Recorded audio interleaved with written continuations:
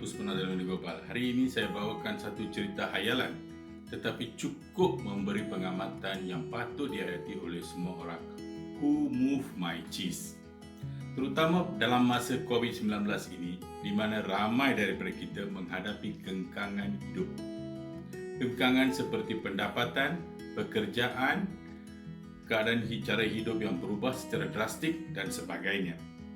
Mesejnya bagaimana menghadapi perubahan dan cara menyediakan diri kita supaya perubahan ini boleh dimanfaatkan sebaik mungkin.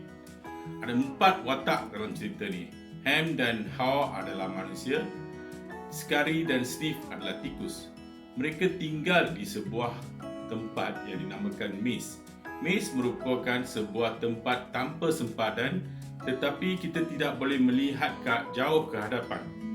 Begitu juga tempat ini mempunyai banyak halangan-halangan seperti lubang, tempat yang nampak sama tetapi berbeza, memberi gambaran palsu, terlindung dan sebagainya. Ia mempunyai jalan mati, selekor tajam, selekor buta dan mungkin akan membawa balik kepada tempat asal, seperti mana perjalanan hidup kita. Setiap hari, Ham dan Haw akan bangun awal, memakai kasut sukan dan berlari ke stesen Cheese B. Ham dan Haw tinggal di rumah serba mewah dengan keluarga bahagia. Cheese ada banyak, melimpah-limpah. Ada pelbagai cheese untuk mereka. Mengikut cita rasa mereka, Ham dan Haw menikmati cheese setiap hari. Begitu juga dengan Sniff dan Scary yang menikmati hidup senang tanpa risau kerana cheese lebih daripada cukup. Cheese memberi mereka kekayaan, tenaga, makanan dan keselamatan. Kerana cheese yang banyak dan tidak habis-habis, Ham dan Haw menjadi lega dengan kesenangan ini. Mereka juga tidak perlu bersusah payah. Setelah sekian lama dalam keadaan ini, Ham dan Haw kini tidak perlu bangun awal atau berlari, malah kasut sukan dibuang kerana tidak perlu dikejar. Rezeki datang bergolek.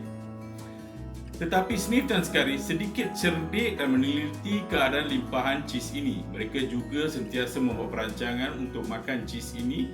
Sniff dan Scary juga sentiasa mengawasi dan mengira jumlah cheese yang ada. Mereka mendapati semakin hari jumlah dan berat cheese semakin berkurangan. Mereka mula menyadari keadaan ini dan sedar ada sesuatu tengah berlaku. Dan mula mereka bersedia. Tetapi seperti mana manusia yang sudah leka dengan kemewahan, Ham dan Haw tidak sedar kemungkinan kesenangan ini tidak lama dan akan membuat perancangan kemungkinan cheese ini tidak ada.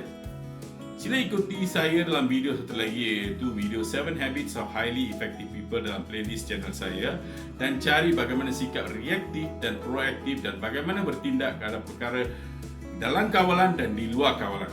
Mari kita teruskan cerita ini. Seperti biasa, Ham dan Haw bangun lewat dan pergi mendapatkan cheese mereka. Alangkah terkejutnya mereka kerana mereka mendapati cheese sudah tiada. Siapa yang mengalihkan cheese saya? Ham dan Haw mencari sekeliling. Mereka juga tertanya-tanya jika Sniff dan Scary tahu sesuatu. Mungkin mereka membawa lari semua cheese ini.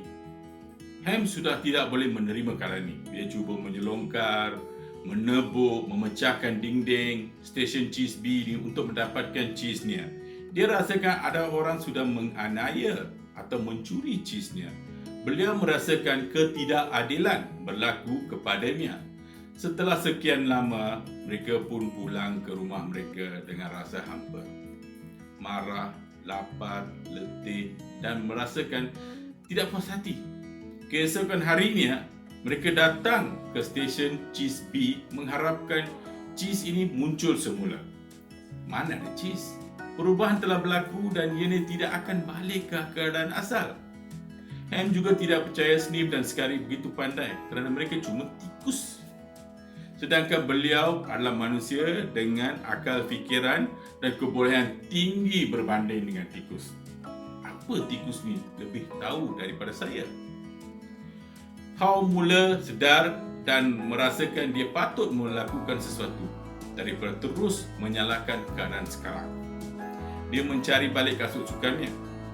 Dia cuba meyakinkan Ham bahawa keadaan sekarang memerlukan tindakan lain. daripada mengharapkan keadaan senang lenang dulu datang balik. Tetapi Ham tidak mahu berubah dan masih mengharapkan zaman senang dia di tempat yang sama.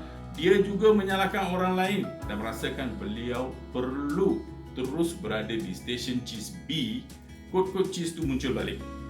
Tapi How merasakan masa telah sampai untuk beliau mencari rezeki beliau dan cheese di tempat lain. Beliau memberanikan diri, melepaskan Ham dalam keadaan dia dan melangkah keluar dari stesen cheese B. Banyak halangan, rintangan, cabaran di sepanjang perjalanan. Ada satu ketika How jatuh dalam lubang di maze tu, tetapi beliau bangun dan panjat balik. How mula membuat gambaran dalam minda beliau tentang bagaimana beliau boleh jumpa cheese dan makannya. Setiap satu yang baik akan menarik sesuatu yang baik juga. Tolong ikuti video saya yang lain menceritakan bagaimana membuat bayangan yang baik untuk menarik sesuatu yang baik. Dalam video satu lagi di mana di dalam playlist saya ada. Untuk ini tolong subscribe YouTube saya. Terima kasih. How terjumpa satu stesen cheese A di mana cheese-nya pun sudah habis. Tetapi beliau memungut sedikit sebanyak serpihan cheese yang ada. Dengan sisa-sisa cheese yang ada, ini jadi bekalan untuk beliau untuk meneruskan perjalanan. Begitu juga dengan tempat lain. Beliau ada stesen yang tidak ada cheese, ada stesen yang ada serpihan sedikit-sedikit. Beliau kumpul juga sebab ini adalah bekal untuk perjalanan kemudian hari. Akhirnya setelah penat, lelah, sakit, jatuh, bangun dengan berkat usaha, How dapat jumpa satu stesen cheese C di mana ada cheese yang banyak. Di situ beliau mendapati Sniff dan Scurry sudah lama menjamu selera dengan cheese mereka. Sniff dan Scurry telah lebih lama daripada How sampai kerana mereka telah menyediakan diri mengenai perubahan di stesen cheese B dahulu. Mereka juga telah meredah maze ini dengan lebih baik tanpa banyak kesukaran macam How. How kemudian balik untuk menceritakan kepada Ham dan memujuk untuk mengikutnya. Ham masih ditakut lama, tidak mahu percaya bagaimana cheese di stesen cheese B boleh tiada dan dirundung kesedihan. Beliau telah menjadi cukup susah dan amat menyesal tetapi masih tidak mahu berganjak dari stesen cheese B. Beliau masih mengharapkan keadaan stesen cheese B balik macam dulu kala. Beliau cuma merasakan sesuatu tidak adil berlaku pada beliau dan situasi ini akan pulih bila semua orang sedar ada ketidakadilan ini dan dia mendapat raihan simpati dari semua orang. Ham mendapati Ham tidak boleh diubah untuk melihat keadaan sebenar dan menghadapi situasi terkini. Beliau terpaksa meninggalkan rakannya Ham dan meneruskan hidup baru di stesen cheese C kerana beliau tidak mahu ketinggalan. Apa yang kita dapat daripada cerita ini? 1. Keadaan senang tidak lama. Ham dan How terlalu leka dengan keadaan cheese di stesen B, tidak menyadari cheese mula berkurangan. Ada satu masa kasut sukan yakni manifestasi tentang skill pengetahuan yang sedia ada pun tidak diguna. Maknanya, mungkin kita pandai memasak atau berkebun tetapi kerana pendapatan kita memadai, kita tidak mempergunakan untuk membuat sedikit masakan untuk dijual atau kebun untuk menanam sayuran, menjana pendapatan atau guna sendiri. Tetapi membelanjakan tanpa kira setinggi mana kerana rezeki datang bergolek. Tetapi bila dibuang kerja, misalnya baru nak bercucuk tanam atau membuka gerai kecil tetapi ia ini mengambil masa mendapatkan pelanggan atau menampakkan hasil. Perkara kedua kita belajar daripada cerita ini, kita perlu menyediakan diri kita dalam apa juga situasi. Kita perlu ada simpanan atau pelaburan sebagai lindungan kita. Semasa senang, kita tidak boleh membelanjakan semua apa yang kita terima. Kerana satu penggunaan seperti membeli perkakas seluruh rumah sebenarnya tanpa pelaburan akan memudaratkan masa depan.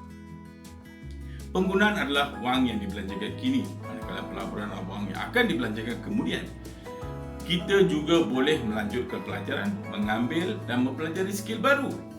Kita juga boleh membuat kerja sambilan yang lain yang juga merupakan hobi atau kesukaan kita yang mana boleh dikomersialkan sebagai menjana pendapatan sampingan. Perkara ketiga yang boleh belajar dari cerita ini, kita kena ada perancangan. Walaupun dalam keadaan senang, kita perlu ada perancangan. Masa senanglah kita perlu ada perancangan. Masa senang ramai kawan, wang, masa. Masa susah, semua ni berkurangan. Perkara keempat, sentiasa kena sedar tentang keadaan sekeliling, cari perubahan dan mengambil iktibar dari perubahan ini. Ini adalah penting kerana setiap satu yang berlaku ada implikasinya. Jika kita tidak sedar, bukan saja kita selamat, orang lain pun tidak selamat. Jika kita sedar, kita selamat, saudara kita selamat, keluarga kita selamat dan sahabat kita pun selamat. Dan ramai daripada mereka memandang kepada kita untuk hala tuju. Tiada apa pun kekal. Ini perkara kelima. Kita kena pergunakan akal fikiran kita sebaik mungkin. Sedangkan tikus boleh melihat perubahan dan mengambil iktibar. Kenapa manusia begitu leka dengan semua kemudahan ini? Cuba fikir. Terima kasih kerana mengikuti video ini dan tolong jangan lupa subscribe channel saya. Terima kasih.